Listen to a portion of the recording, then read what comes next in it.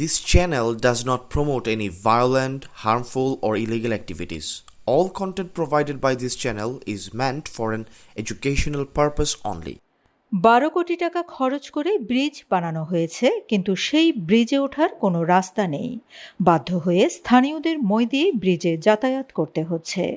শুধু তাই নয়, অন্তর্বর্তী সরকারের স্থানীয় সরকার, পল্লী উন্নয়ন ও সমবায় উপদেষ্টা আসিফ মাহমুদ সজীব ভূঁইয়া সচিবের সই ছাড়াই জোর করে ফাইল অনুমোদন করেছিলেন। এমন বিস্ফোরক অভিযোগ করেছেন বর্তমান একই মন্ত্রণালয়ের প্রতিমন্ত্রী মীর শাহে আলম। প্রতিমন্ত্রী বলেন, পিরোজপুরের অনেক প্রকল্প রাতের অন্ধকারে মাত্র 24 ঘন্টার মধ্যে অনুমোদন করা হয়েছিল। শনিবার সচিবালয়ে নিজ দপ্তরে সাংবাদিকদের সঙ্গে আলাপকালে তিনি এ অভিযোগ করেন। আসিফ মাহমুদ সজীব ওনার স্বাক্ষর এবং সচিবের সই নাই সেখানে। তদন্তে আসবে ডিটেলস। আমি এর বেশি এখন বলা ঠিক হবে না। না ও পিরোজপুরের না, এটা অন্য প্রজেক্টে, অন্য জায়গার। আসুক, ডিটেলস তদন্তে আসুক। পিরোজপুরের অবকাঠামো উন্নয়ন ও দুর্নীতির বিষয়টির তদন্ত কমিটি করা হবে জানিয়ে প্রতিমন্ত্রী বলেন, একটি ফাইল আমার নোটিশে এসেছে। অন্তর্বর্তী সরকারের উপদেষ্টা আসিফ মাহমুদ সজীব ভূঁইয়া সচিবের সই ছাড়াই নিজে সই করে ফাইল অনুমোদন দিয়েছেন, যা rules of procedure, rules of বিজনেসের পরিপন্থী। কারণ মন্ত্রণালয়ের দায়িত্বপ্রাপ্ত সচিবের সই ব্যতিরেকে কখনোই মন্ত্রী একটি ফাইল অনুমোদন দিতে পারেন না।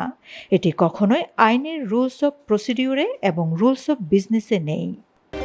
স্থানীয় সরকার প্রতিমন্ত্রী শাহে আলম অভিযোগ করেন, 2000-এর রেললাইন প্রকল্প বাস্তবায়নকালে একজন সামরিক সচিবের বাড়িতে যাতে রেল ইঞ্জিনের শব্দ না পৌঁছায় তার জন্য রেললাইন বাইপাস করতে 6 লাখ গাছ কাটা হয়েছে। 2000-এ এই যে রেলপথ নির্মাণের জন্য যে সেখানে 6 লক্ষ গাছ বৃক্ষ যে কর্তন করা হয়েছে, এটা শুধুমাত্র একজন সামরিক সচিব তার বাড়িতে যাতে রেলের শব্দ না যায় বা তার বাড়ি যেন সুবিধা পায়, সেই জন্য রেল লাইনটা বাইপাস করে এই 6 লক্ষ গাছ নিধন করে ওখানে হাজার হাজার কোটি টাকা ব্যয় করে একটা রেলপথ করা হয়েছে। প্রতিমন্ত্রী জানান, পিরোজপুর জেলায় বিগত 18 মাস ধরে বন্ধ থাকা উন্নয়ন কর্মকাণ্ড পুনরায় চালুর সিদ্ধান্ত নিয়েছে সরকার। তিনি বলেন, একই সঙ্গে গত 15-17 বছরে স্থানীয় সরকার মন্ত্রণালয়ের অধীনে পিরোজপুর সহ বিভিন্ন এলাকায় সংঘটিত অনিয়ম ও দুর্নীতির তদন্তে 60 দিনের সময়সীমা বেঁধে দিয়ে একটি উচ্চ পর্যায়ের কমিটি গঠন করা হয়েছে। প্রতিমন্ত্রী মীর শাহে আলম বলেন, বিগত সরকারের সময় কোনো বাস্তব কাজ সম্পন্ন না করে শুধু ভুয়া বিল তৈরি করে ট্রেজারি থেকে প্রায় 6000 কোটি টাকা তুলে নেওয়া হয়েছে। অনেক ক্ষেত্রে টেন্ডার ও ওয়ার্ক অর্ডারের পরে বিল পরিশোধ করা হয়েছে, যার সঙ্গে তৎকালীন প্রভাবশালী সচিব ও কর্মকর্তারা জড়িত ছিলেন বলে অভিযোগ উঠেছে। অভিযুক্ত ঠিকাদারদের অধিকাংশই বর্তমানে দুবাই সহ বিভিন্ন দেশে পলাতক রয়েছেন বলেও জানিয়েছেন মীর শাহে আলম। এলে তো দুদুকে তদন্ত আসছে, তোফাজ্জল সাহেবের নাম আসছে, মহারাজের নাম আসছে, এরপরে ওই এক্সেন 2 জন সাসপেন্ড হয়ে আছে তাদের নাম আসছে। এবং ইন্টারেস্টিং হচ্ছে যে জেলা হিসাবরক্ষণ কর্মকর্তা সরাসরি এর সাথে জড়িত। কারণ জেলা হিসাবরক্ষণ কর্মকর্তা যখন একজন ঠিকাদারকে চেক দেবে, সেখানে কিন্তু বিল, এমবি যেটা বলে, এমবি, বিল, সমস্ত প্রসিডিওর, ডকুমেন্ট, কাগজপত্র উনি কিন্তু অ্যাকাউন্ট নাম্বার সহ দেখে চেক দেওয়ার কথা। কিন্তু উনি চেকগুলো ইস্যু করার সময় দেখা গেছে শুধুমাত্র এক্সেন আর হিসাবরক্ষণের সই করে একটি মাত্র কাগজ এরকম গিয়েছে হিসাবরক্ষণ অফিসে, উনি ওটার উপরই চেক ইস্যু করে দিয়েছেন। এদিকে সচিবের স্বাক্ষর ছাড়া ফাইল পাশের অভিযোগ তুলে ধরায় বর্তমান সরকারের স্থানীয় সরকার প্রতিমন্ত্রী মীর শাহে আলমকে চ্যালেঞ্জ ছুড়ে দিয়েছেন অন্তর্বর্তীকালীন সরকারের সাবেক উপদেষ্টা আসিফ মাহমুদ সজীব ভূঁইয়া। ফেসবুক লাইভে প্রতিমন্ত্রীকে উদ্দেশ্য করে তিনি বলেন, নতুন হতে পারেন হয়তো, সে কারণে প্রসেস এখনো বুঝে উঠতে পারেননি।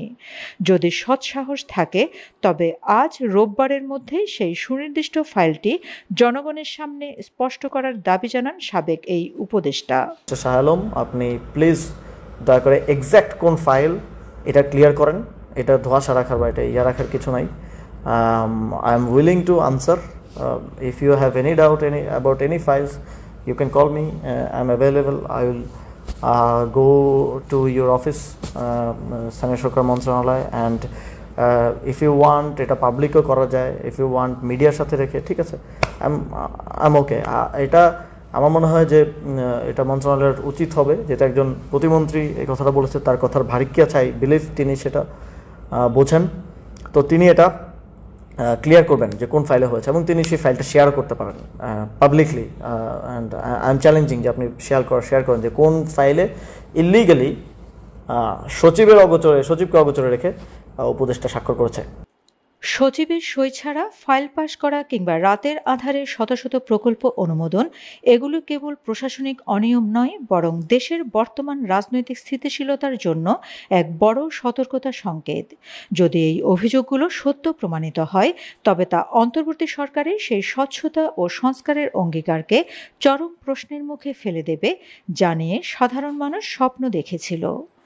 পিরোজপুরের সেই সংযোগ সড়কহীন ব্রিজের মতো আমাদের উন্নয়ন ব্যবস্থাকে এখনো মই দিয়ে চলতে থাকবে, নাকি এই তদন্ত কমিটির মাধ্যমে বেরিয়ে আসবে প্রকৃত সত্য?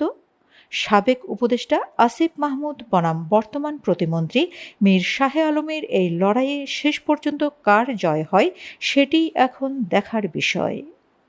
Shamima Chowdhury Shammi, BNA news 24।